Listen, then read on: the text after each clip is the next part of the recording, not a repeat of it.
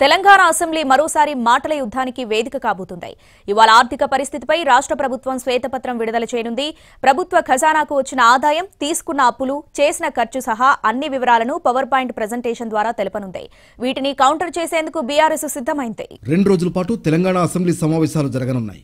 ఇవాళ అసెంబ్లీలో ఆర్థిక స్థితిగతులపై స్వల్పకాలిక చర్చ, రేపు విద్యుత్ రంగంపై చర్చ జరగనుంది. గత వారం అసెంబ్లీ సమావేశాలు వాడి వేడిగా జరిగాయి. ఇప్పుడు ప్రభుత్వం శ్వేతపత్రాలు విడుదల చేసేందుకు సిద్ధమవడంతో మరోసారి మాటల యుద్ధం కొనసాగే సూచనలు కనిపిస్తున్నాయి.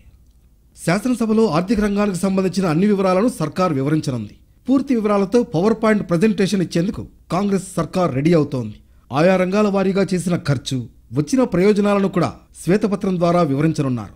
6 గ్యారంటీలు, ఎన్నికల హామీల కార్యాచరణ, అందుకు అవలంబించే ప్రణాళికను కూడా సభలో వివరించే అవకాశం ఉంది. అధికార పార్టీ చేసే పవర్ పాయింట్ ప్రెజెంటేషన్ కు కౌంటర్ ఇచ్చేందుకు బీఆర్ఎస్ సై అంటోంది. సభలో పవర్ పాయింట్ ప్రెజెంటేషన్ ఇచ్చేందుకు తమకు కూడా అవకాశం ఇవ్వాలని స్పీకర్ గడ్డం ప్రసాద్ కుమార్ కు విజ్ఞప్తి చేశారు మాజీ మంత్రి హరీష్ రావు. బీఆర్ఎస్ నేతల వాదనపై స్పందించిన మంత్రి పొన్నం ప్రభాకర్ ఇంకా అధికారంలో ఉన్నామనే భ్రమలో ఉన్నారని, బయటకు రావాలని సూచించారు ఆయన. వాళ్ళు ఇప్పుడు మేము చెప్తున్నారు కదా, ఇంకా అధికారంలో ఉన్నాం, మాకు చూపెట్టకుండా ప్రజెంటేషన్ ఎట్లా జరుగుతుందనే ఫీలింగ్ అంటారు. అట్లుంటుంది. గవర్నర్ ప్రసంగం మాకు చెప్పకుండా ఎట్లా జరుగుతుంటున్నారు.